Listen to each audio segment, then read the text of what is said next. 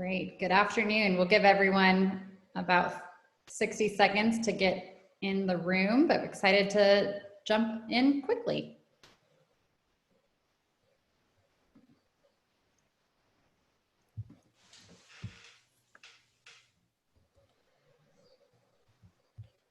Great. For those of you just joining us, we'll get kicked off momentarily. We're just going to give everyone a minute to join.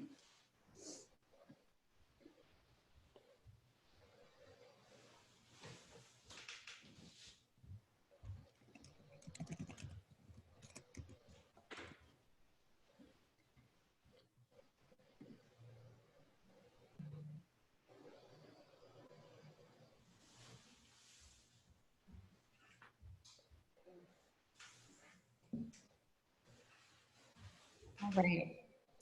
Well, good afternoon. I'm Jenna Talbot. I'm Senior Vice President at Whiteboard Advisors. I have the pleasure of working alongside the Strada Center for Consumer Insights. And today we're going to be talking through some new analysis as part of the Public Viewpoint, which is a weekly nationally representative survey that Strada has been conducting, looking at the impact of COVID on Americans' work, education, and lives. The goal of this survey is really to surface consumer perspectives to help inform our understanding of what the road to recovery might look like, and to really understand in real time where we're seeing impact across the US. This week, we're looking at data by job field, and if registration is any indication, there is a lot of interest in this topic today, so we're glad you can all join. Every other week, we're doing a webinar where we're doing a little bit of a deeper dive on aspects of the data in addition to publishing the weekly findings. And this is one I know there's been a lot of interest from those of you who have joined us in the past, so excited to jump in. We will first have Andrew Hansen from the center walk through the data, and then we've got a terrific panel today joining us. So we have Maria Flynn, President and CEO of Jobs for the Future. We have Rob Sentz, Chief Innovation Officer at EMSI, and Nicole Smith, Chief Economist at the Georgetown University Center for Education and the Workforce. So we'll hear from Andrew first and then jump into Q&A. You will have the opportunity to ask questions at the bottom of your screen, so you can type in your questions. If you will, include your name and affiliation. We've had a great group joining us over the last few weeks and would certainly love to know who's in the virtual room. So with that, Andrew, I'll hand it over to you. Thank you, Jenna. And on behalf of Strada, I just want to thank everyone for joining us today. The COVID-19 crisis has left millions of Americans without work. Last week, we learned that GDP declined by 4.8% in the first quarter, which was the largest decline we've seen since the financial crisis in 2008. And more than 30 million Americans have filed for unemployment for the first time over the past 6 weeks. At this point, I think everyone pretty much agrees that a recession seems inevitable, though there's a great deal of uncertainty about how long and deep it will be. As workers struggle to adapt, millions of them are going to be looking to reskill, to change jobs and change careers. And so through the Public Viewpoint survey, we're getting some early signals about the fields that have been most affected, as well as who is looking to reskill and how they want education and training to be delivered. Each week for the past 6 weeks, Strada has been surveying a nationally representative sample of 1,000 Americans over the age of 18 to better understand the impact that COVID-19 has had on work, as well as capturing their perspectives on education and training. And we now have more than 6,000 survey respondents in our database. We've been releasing the results of this survey on a weekly basis. In previous weeks, we've looked at the results nationally by age and by race and ethnicity. And we found, for example, that the majority of Americans have lost work as a result of this crisis, and that millennials and people of color have been disproportionately affected. Last week, we focused on Americans' plans and perspectives on education, and we found that as many as 28 million Americans have canceled their education plans as a result of COVID-19. In our previous webinars, many of you wanted to know what's happening to workers across industries and occupations. And so this week, we analyzed our survey outcomes by job field. Two research questions that we're organizing our analysis around. Number one, how has the COVID-19 crisis affected work and life across fields of work? And then two, what are Americans' perspectives on work, education, and training? So just a little bit of housekeeping before we get into the analysis. One, our analysis is based on compiled data from all 6 weeks of the survey, based on those respondents who identified the field in which they worked, which is about 3,400 of our respondents. The population that we're analyzing is workers who are 18 and older living in the United States. We break workers into 12 job fields, including education, healthcare, retail, leisure and hospitality, IT, manufacturing, construction, and a few others. A few notes on our categories. One, these are based on self-reported data. Survey respondents were presented with a number of categories, and they selected the field that most closely matched where they worked. A couple of these fields are aggregated. So leisure and hospitality, for example, includes restaurants, food service, airline and travel workers, and hotel workers, for example. Personal care and services includes childcare workers, cosmetologists, skincare professionals, and housekeepers. And then business includes things like back office functions like HR, communications, consulting, sales, and a few others. I think the other categories are fairly straightforward, but post any questions you have to the Q&A and my colleagues should be able to answer them. And of course, we'd always love to get more granular, but this is the level of aggregation that the survey this side allows for. So with that housekeeping out of the way, let's go ahead and dig into the results. So we first investigated COVID-19's impact on work and how workers are feeling about work in terms of how worried they are and how long they think the crisis will affect them. So the first question we asked was, did you lose your job or have your hours or income been reduced because of COVID-19? And the impact we found, of course, has been very widespread, with the majority of workers saying that they had lost work. But we found that it's been most severe for leisure and hospitality workers. So 73%, or there are about 3 out of 4 leisure and hospitality workers, said that they'd lost work or income, compared to 55% of all workers in our survey. And perhaps that's not surprising. Leisure and hospitality, that they've been the most affected. They also have the highest unemployment rate, according to BLS data. But I think the magnitude reflects just how widespread the crisis is. A couple of other notes on this particular chart. I think retail is front of mind for many. And our data show that in terms of reduced work, retail workers haven't actually lost the most work, which makes sense as they're often classified as essential businesses, though obviously the nature of their jobs has changed significantly. In fact, many retail businesses are still hiring or have even expanded hiring in some cases. And then government, healthcare, and business were all, on the low end of this particular metric. The second question we asked was, are you worried about losing your job because of COVID-19? And this was probably the most surprising finding to many of us, and it is that IT workers were the most likely to say that they were either very or extremely worried about losing their jobs, with about half of them saying so, compared to 36% of all workers. A couple of possibilities for why this might be the case. One, on average, IT workers are actually the youngest workers among fields that we have here, and we know that there's a last hired, first fired phenomenon that takes place during recessions, and also that millennials have been disproportionately impacted. A second possibility, much of IT work is contracted out and is therefore easier to scale back than formal employment rate relationships. And then finally, there might just be something unique to the workers in IT and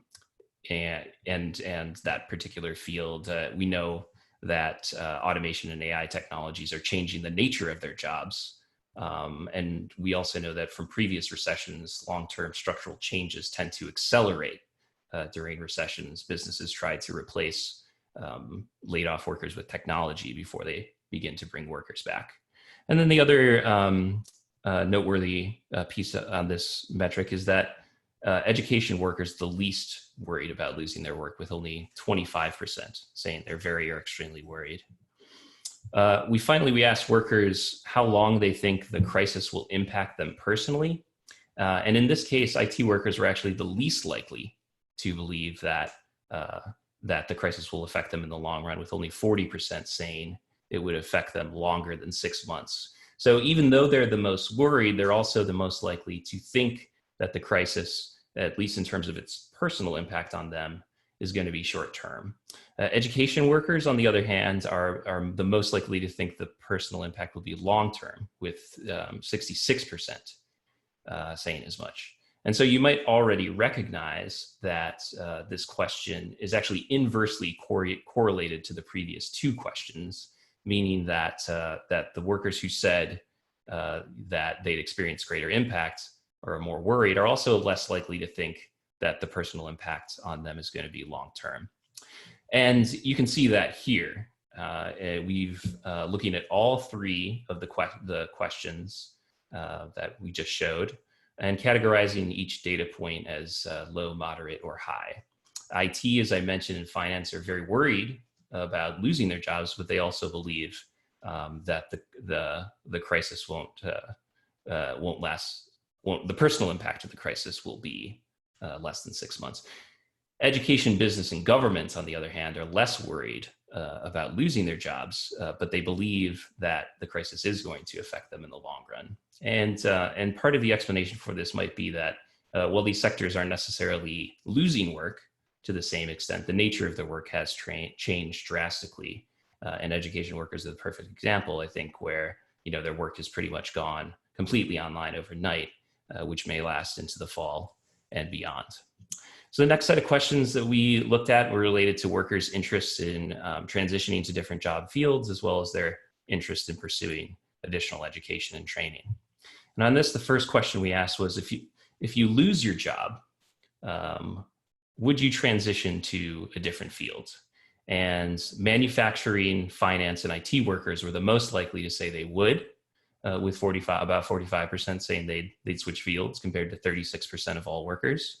And education, business, and personal care and services workers were the least likely to say that they would change fields.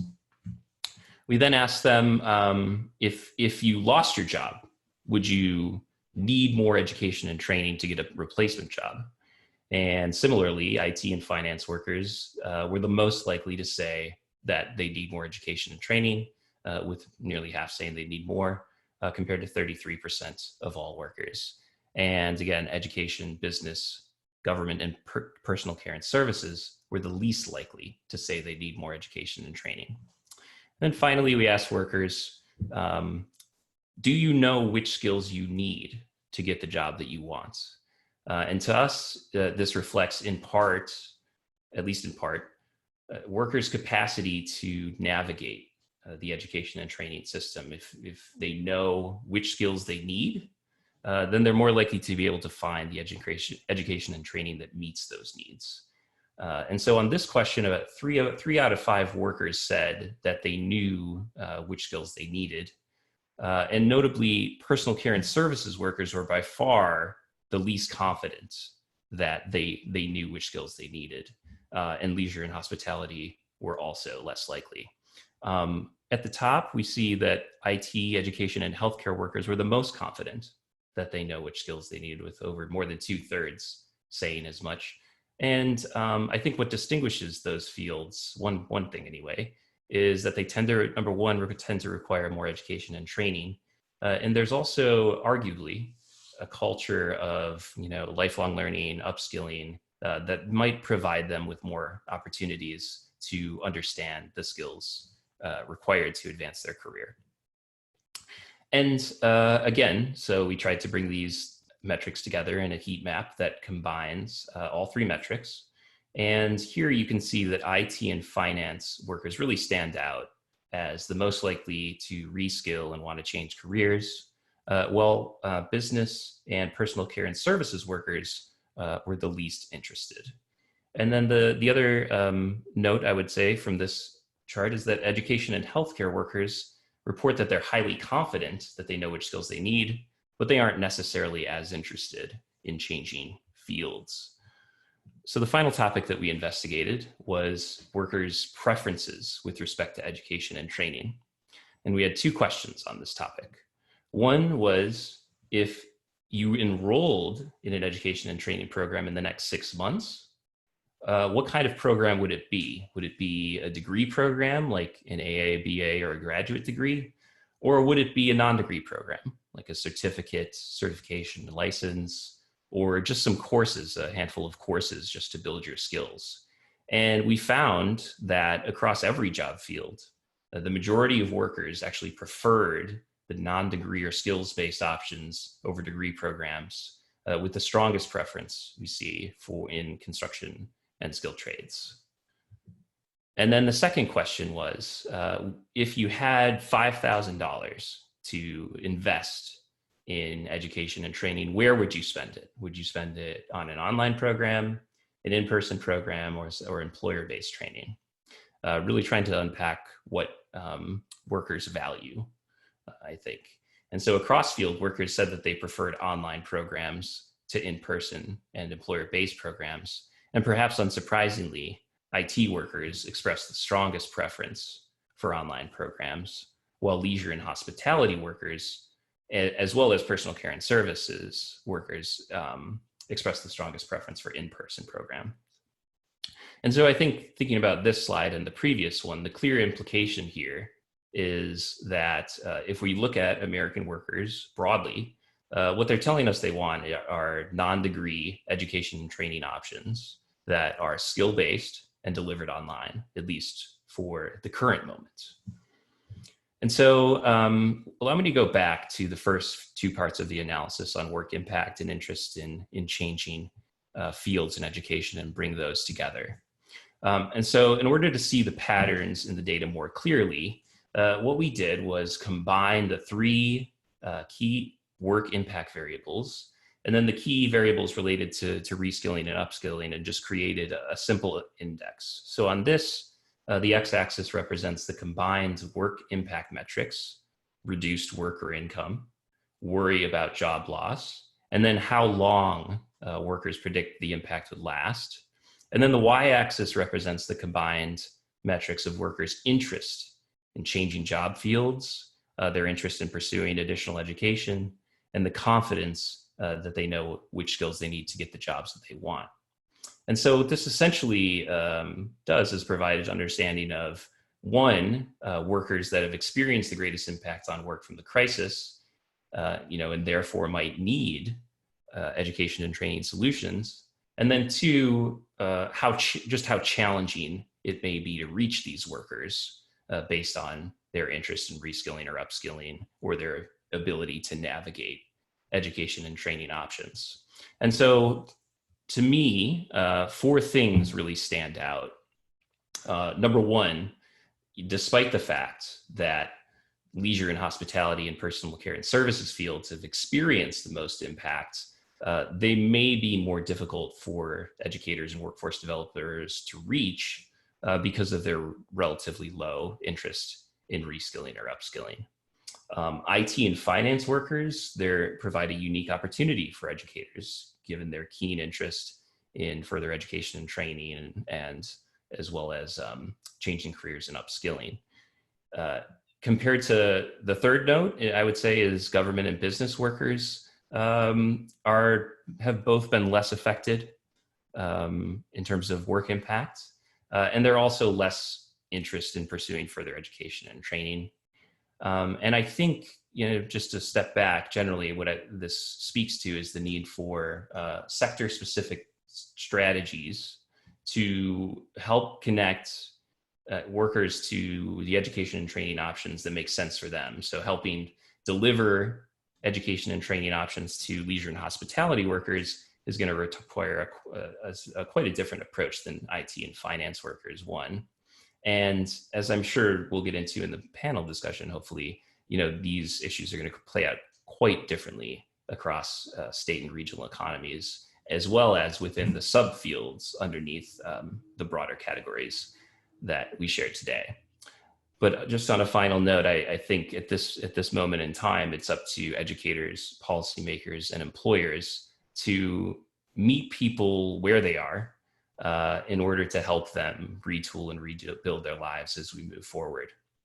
And so I would encourage you all to go to our public Viewpoint webpage where you can find this deck and more materials. And we also have a really great web tool that allows you to play around with these data yourself, and as well as see the results from previous weeks. So with that, and Jenna, thank you. And Jenna, I'll turn it back to you. Great. Well, there's a lot to unpack here, and we're already seeing a ton of questions from the audience. So we'll be sure to get to those very quickly here, but maybe start out, Nicole, I'd be curious, how does this data align with some of the research that the Center for Education and Workforce has been doing? Are there similarities? Were there surprises here? So good afternoon, everyone. And I really want to thank Strata on the whole for facilitating this and for allowing us to participate. Absolutely, there's a lot in common here. And in fact, what has been done here really dovetails with the research we've been doing. Specifically, we care about the differential impact of COVID unemployment on different occupations, on different industries, and some smaller subdivisions of individuals according to their education level. So what is extremely useful about this data is that it's done so periodically. Most of the government data sources that we rely on, it's a month lag. I mean, we're waiting patiently on Friday's data to tell us what happened in April, although we already know what happened in April. More people lost jobs. So absolutely, I think this is it's a great insight into what's going on in the economy right now, and it really tells us about some of the fears that people feel. It's contemporary. I think it can parallel some of the work that we do at the center, and in fact even help us to get a clearer picture of what the class of 2020 is thinking of doing in order to weather the storm. And Rob, I'm curious, you're looking at job postings data all day. How did these, of course, are perspectives of Americans reporting back on kind of what they think or what's happening to them. How are those two lining up? Yeah, there's some interesting lineups, and then there's some areas where they're not quite lining up, which I think Andrew sort of alluded to. Right now, we're actually seeing about a 44% decline in posting activity. So if we think about just new postings, there's still a lot of postings out there, but what we've been looking at is what's been happening from a new position over the past couple of months, and it's taken a dramatic decline, about 44% since the January, February period. So that's way down. But when Andrew showed some of the data on, for instance, the IT workers issue, we chatted about this yesterday. Those jobs aren't, postings for those jobs aren't up, but they're not actually super down either. So that's probably a little bit more secure position in the market than we see, for instance, with the personal care. Hospitality has just been decimated. And so it is interesting to see that contrast in the data. Maria, I'm curious, as you look at some of this, of course, early, but the question is, what does the path to recovery look like for so many individuals? Share kind of your initial reaction on how should education and workforce policymakers be thinking about some of this data as they're looking to build, put solutions in place.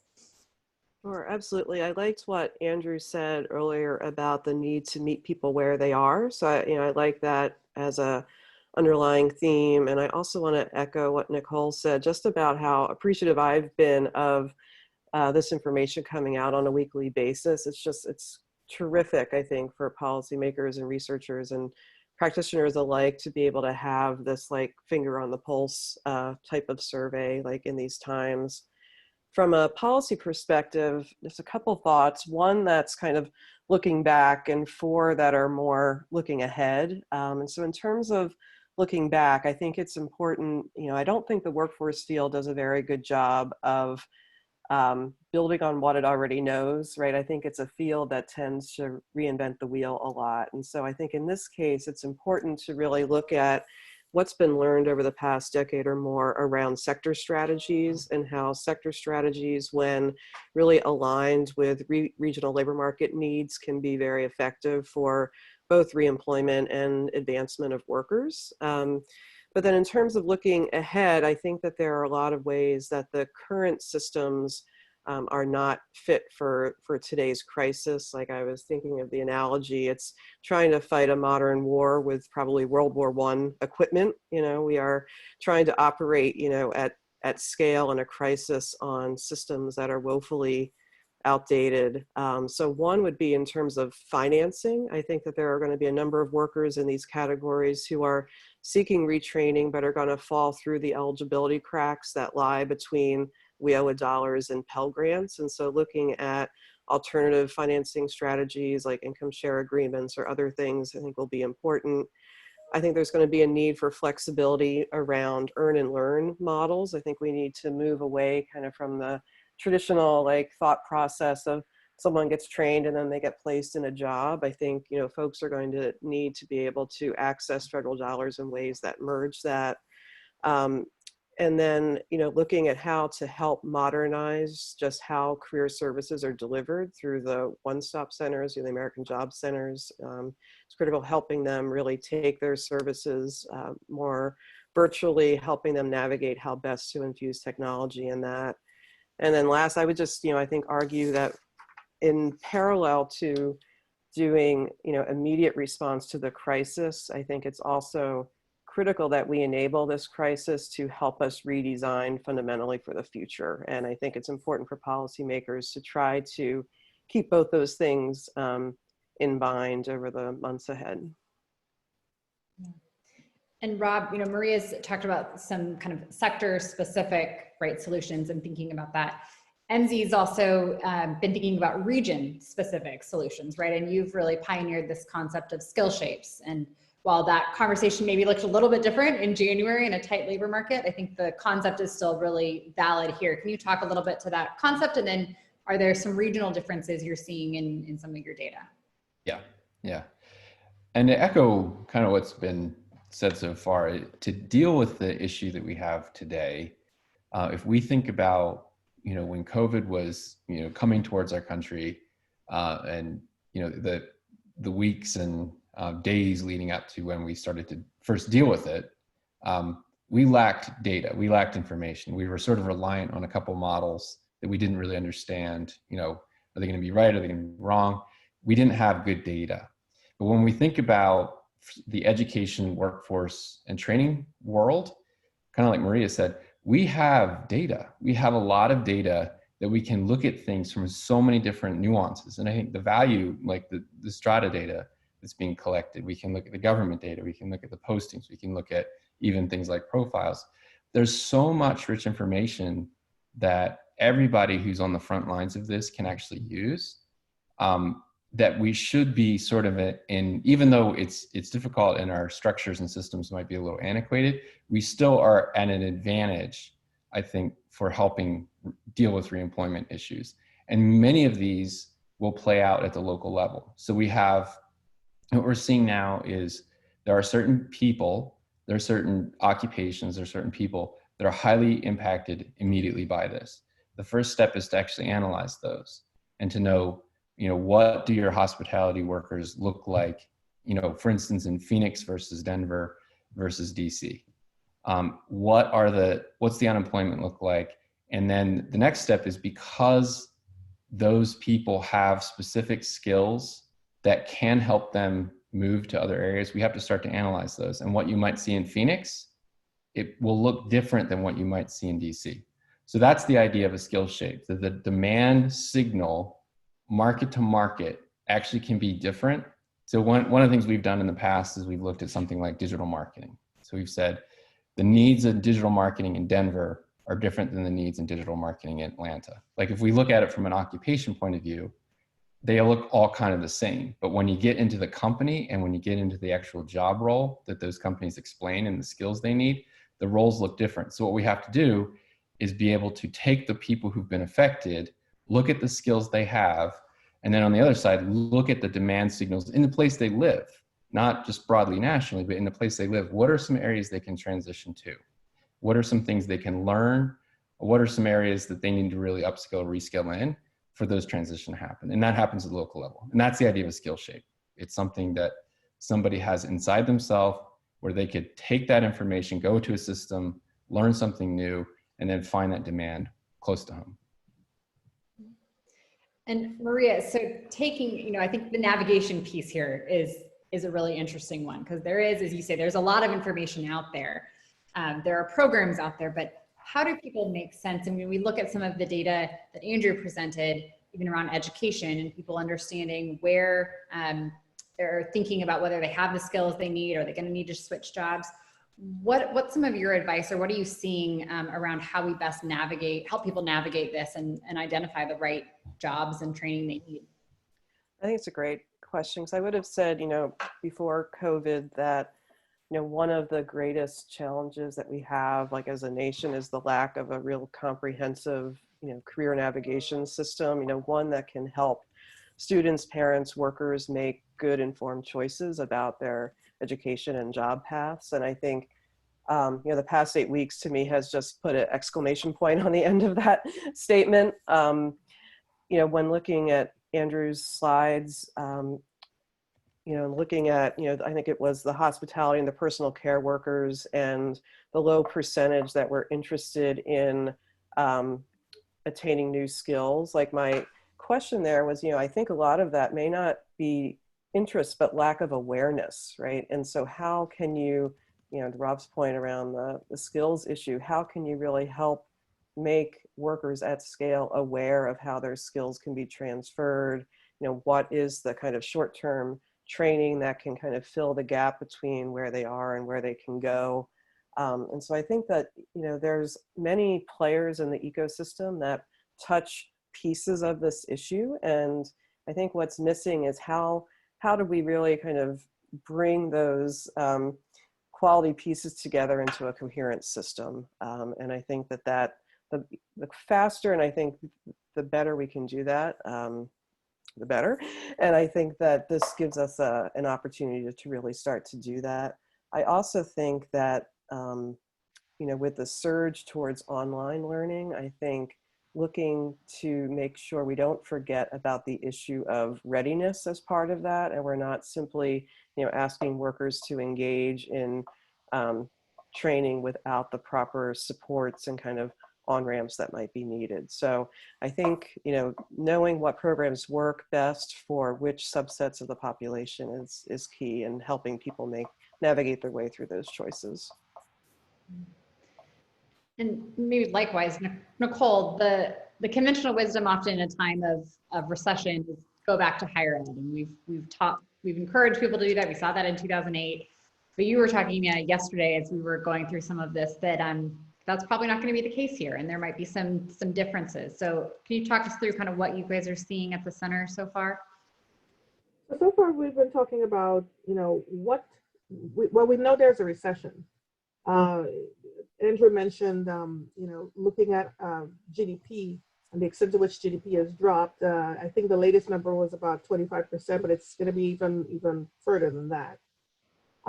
So there is a recession. The question is, what is the shape? Is it U-shape? Is it V-shape? Is it W-shape? I mean, the last 3 recessions we've had in 1990, 2001, and 2009, those were U-shaped recessions. So those were, we call them the jobless recoveries. And that's because GDP came back and there was a little bit of a lag between the return to GDP and the return for job openings and opportunities.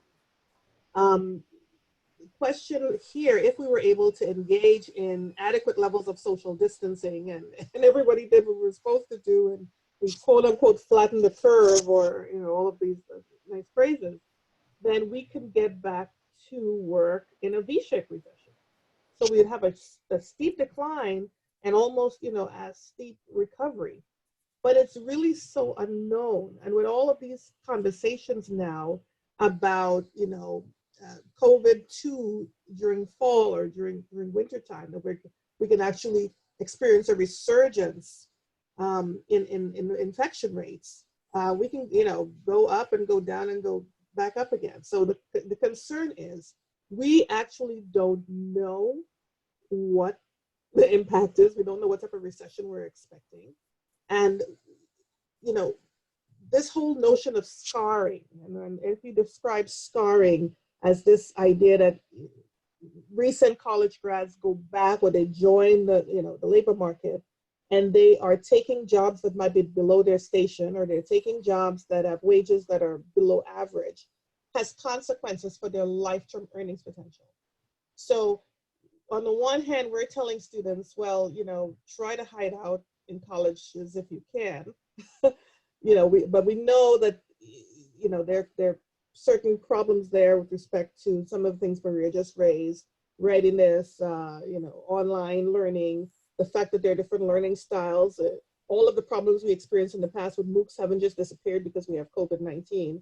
So, and even lack of internet access. So we have significant pockets of areas that might just be internet deserts, whether that's rural areas or even some urban areas that just people don't have access. And in the past, you're able to, go to the library to use the internet. Now you can't even do that because those are closed. So there are real challenges here. And this notion that you can go back to college and wait it out just doesn't really hold water as it did in the past. I think what both the House Democrats and Senate, beginning of May, they talked about a new stimulus package that is specific towards training, and it's supposed to address specifically training. So I think it's about $15 billion. Yeah. I'm just trying to read about it. Yeah, 15 billion altogether. 15 billion altogether for public workforce system. So that, to me, is giving me a little bit of energy that we can find some way of not only telling people to get that training that Rob talked about and get the jobs, but also put our money where our mouth is so that they can have access to those skills, for when this economy returns, whenever that is. Great. We're getting a lot of questions, and you started to kind of touch on this a little bit, thinking about kind of our current grads, but we're getting a lot of questions around, are we seeing any differences, Andrew, in the data by career stage, right? Early career, mid-career. So love to hear if you have any insights on that. And then for the rest of the group, I think are you seeing particular impacts depending on where someone might be in their career trajectory? From our data, the folks who are early in their career have felt the most negative impact on work, and this is something that's been documented. And I mentioned it is the last hired, first fired phenomenon. And then they're also the last to be brought back in the recovery.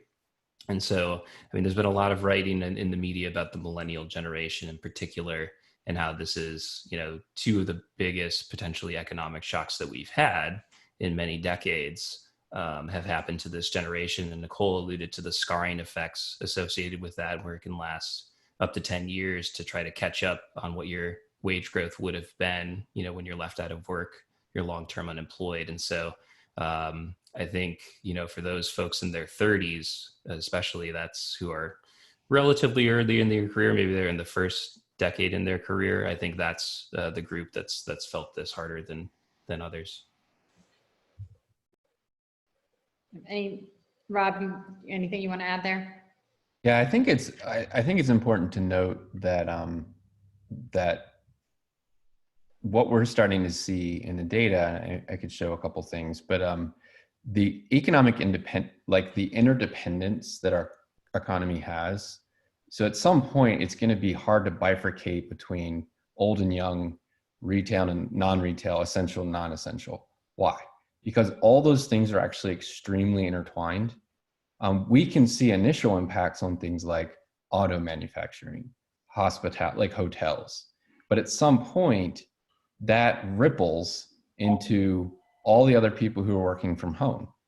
The ripples in the economy are significant. So I think we are in an issue that the impact is actually a lot bigger than people actually think at this point.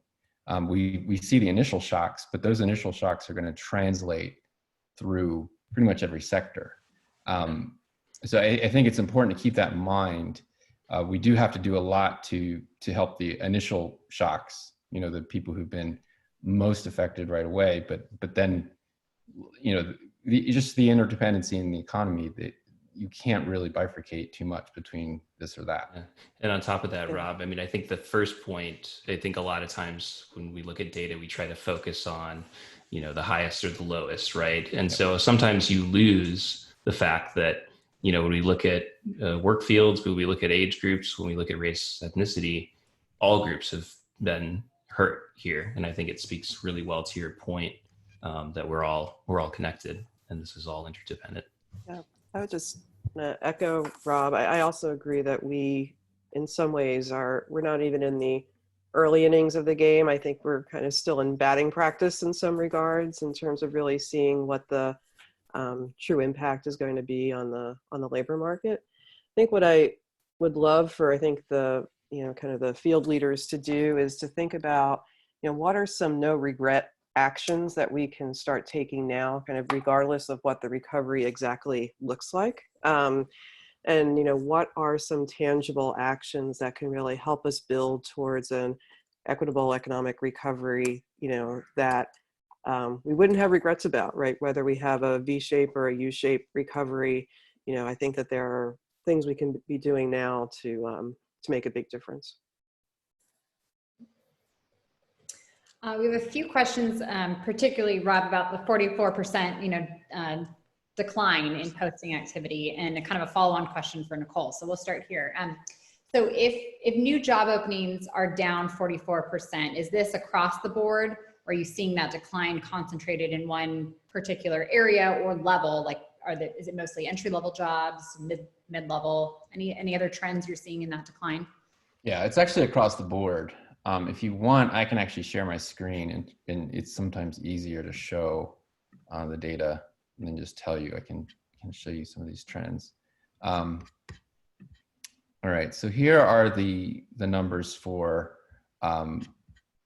what I've referenced recently. I'll make this a little easier to read for you.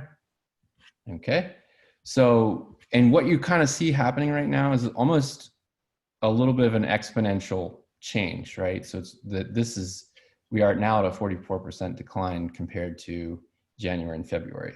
If we look at it by industry, it's not really sparing any industry. We only have a couple that have grown, and it's the general merchandising. In this case, we saw some data hosting, but really what we saw in April was essentially it's the grocery stores and the online shopping in April that continued to post positively.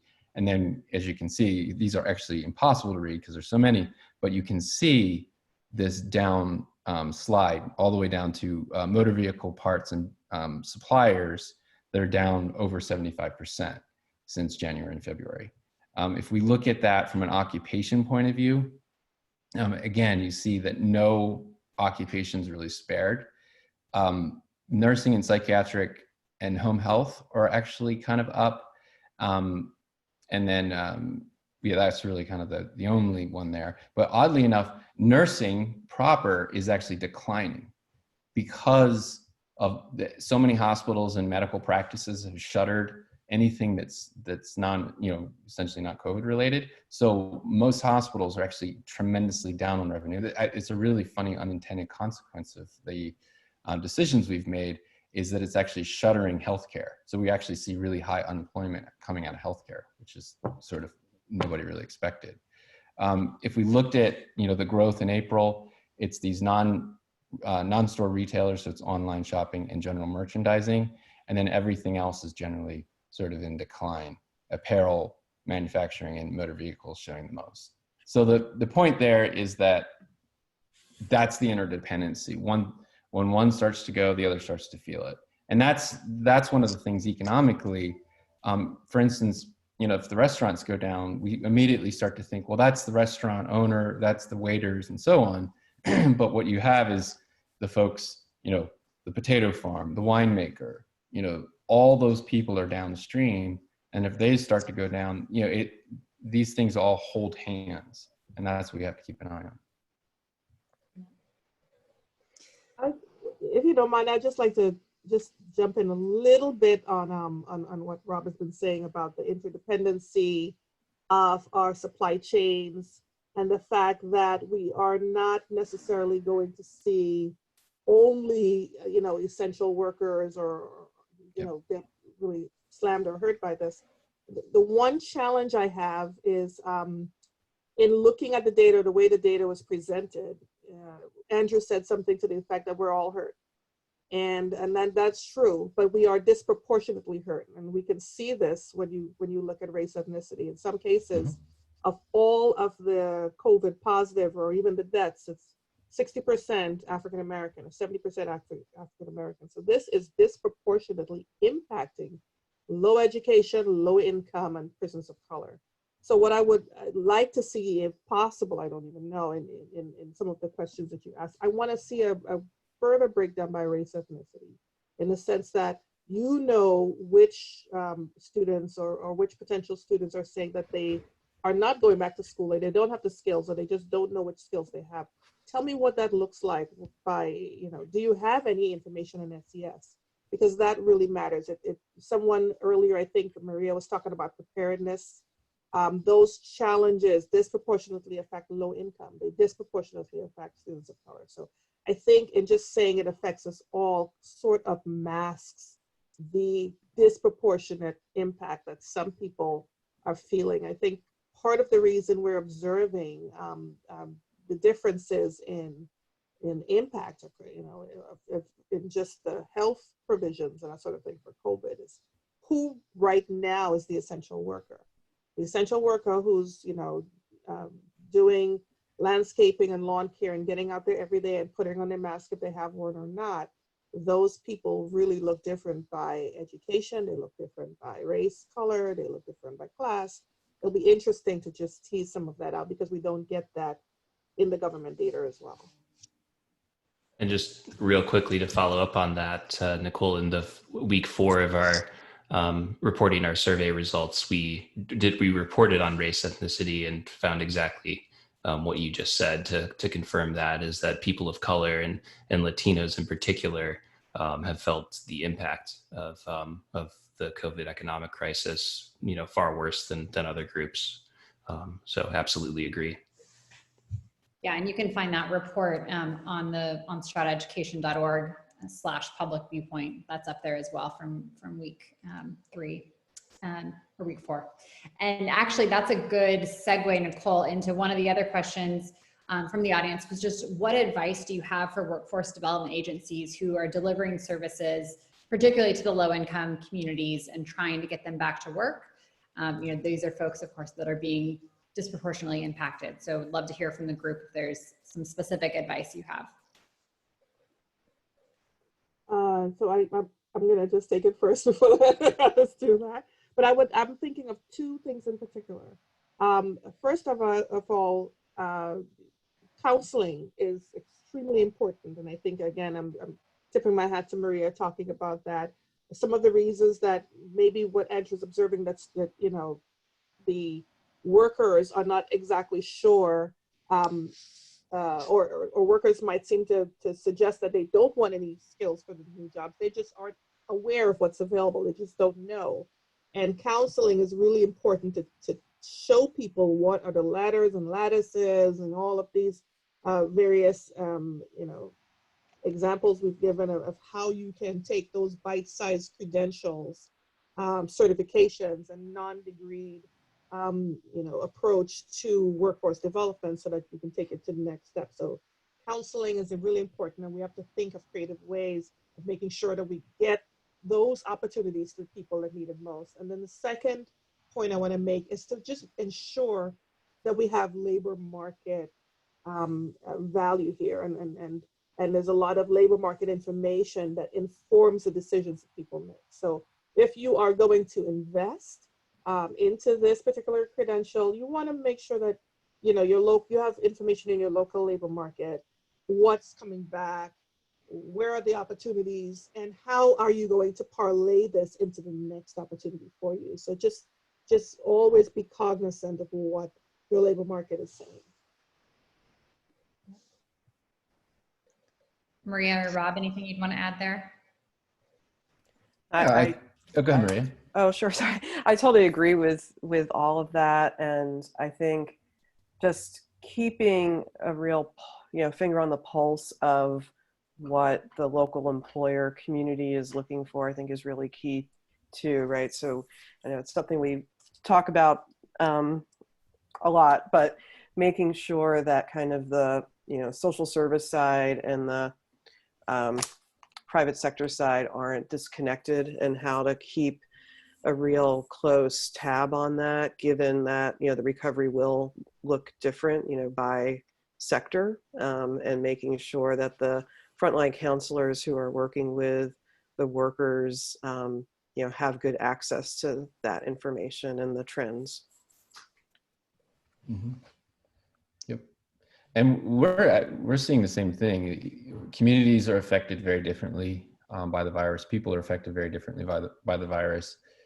We are working on a pretty big project around the social determinants of health, because we actually think it's a pretty good indicator and predictor of where the virus is going to have the most impact in terms of population.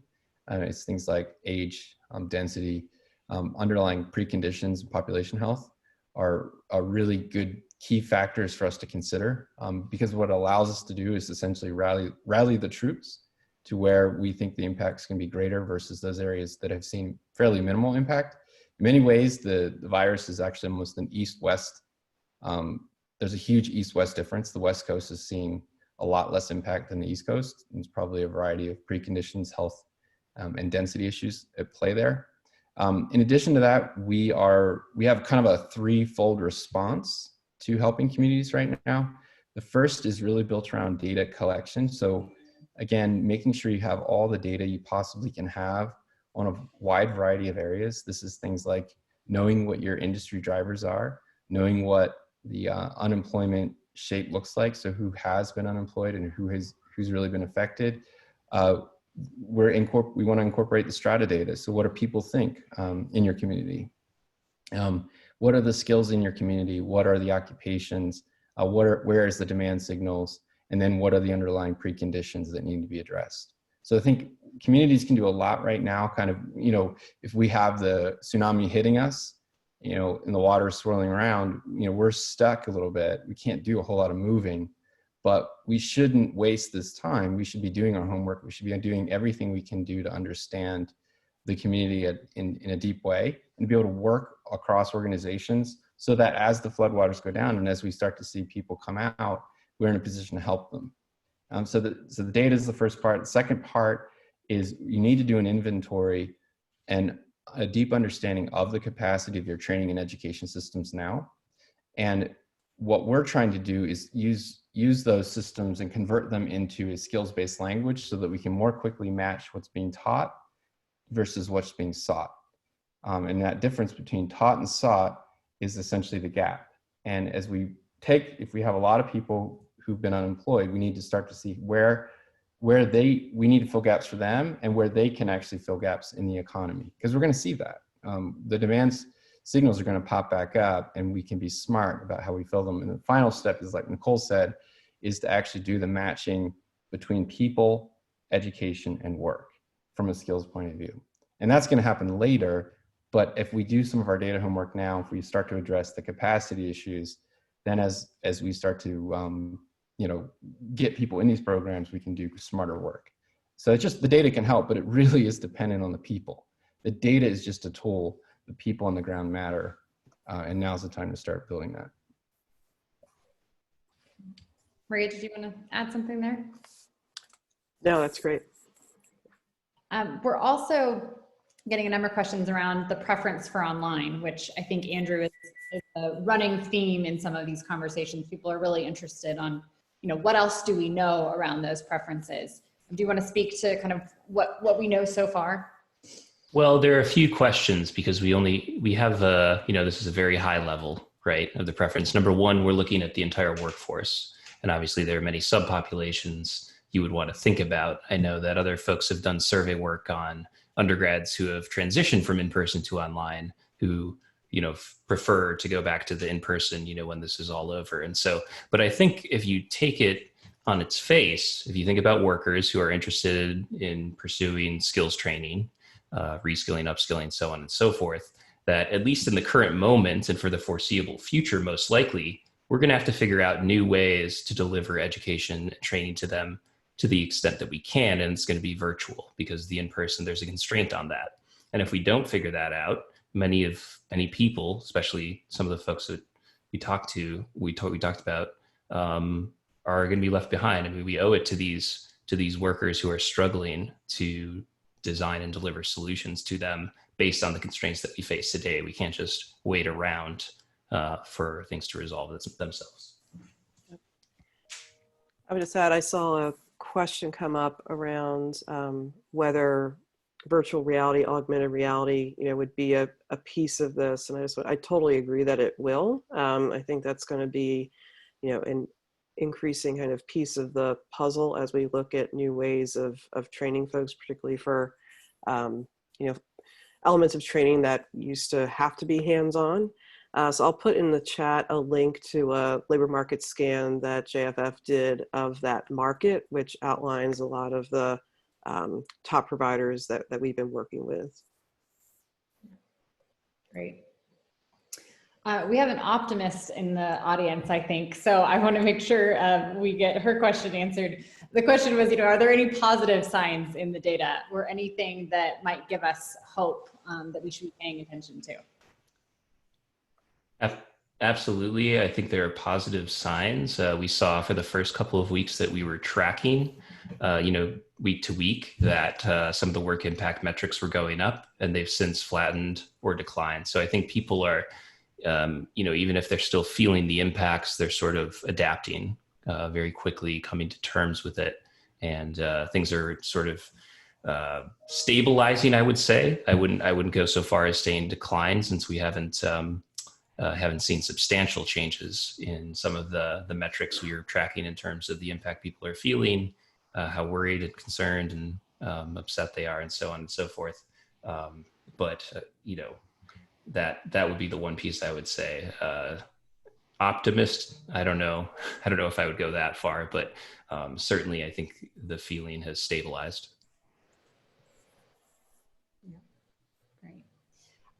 Maybe one last question. There's a lot here. We want to try to get to as much as possible. But one thing that's perhaps going to be a new angle. Someone's asking, do you see ways that a gap year can be utilized creatively to provide some practical experience, for folks that maybe are thinking about delaying their education plans on the earlier? Yeah, I definitely think so. So JFF has been putting some ideas together for different ways that gap years could be structured. I think there's a lot of different angles. One could be around having almost a contact tracking core, something possibly around having students who are maybe in their just graduating high school potentially help with kind of the learning gap that's happening with younger children. But I think, looking again, I think that could vary community to community, but I think that's one of those pressing needs where a lot of folks are talking about that, but, having something ready to go come fall, I think will be important. Yeah, it's definitely an opportunity to learn. I think that's one of the big things that I think a lot of people have been doing is learning something new. The huge availability of online education is it's phenomenal, and now we're seeing that accelerate. So it is. I wouldn't want to do a gap year. I'd actually say, hey, look, use this time to even learn something new that you couldn't have otherwise, because your habits and so many people's lives have changed. It's an opportunity to pursue something on your own that you might not otherwise have done. I think a lot of us are finding ourselves in that kind of position. Great. Well, on that note, I think we'll wrap up. I know there's a ton of great discussion that was happening in the chat. We want to continue to encourage that and sustain that. We will have the webinar posting, recording, and deck posted online. We'll continue to do these. We'll be back again in 2 weeks from now. But in the meantime, don't hesitate to reach out. Andrew or the team, myself, happy to answer questions and direct you to our great panelists as well. So thank you all very much, and we'll see you next time.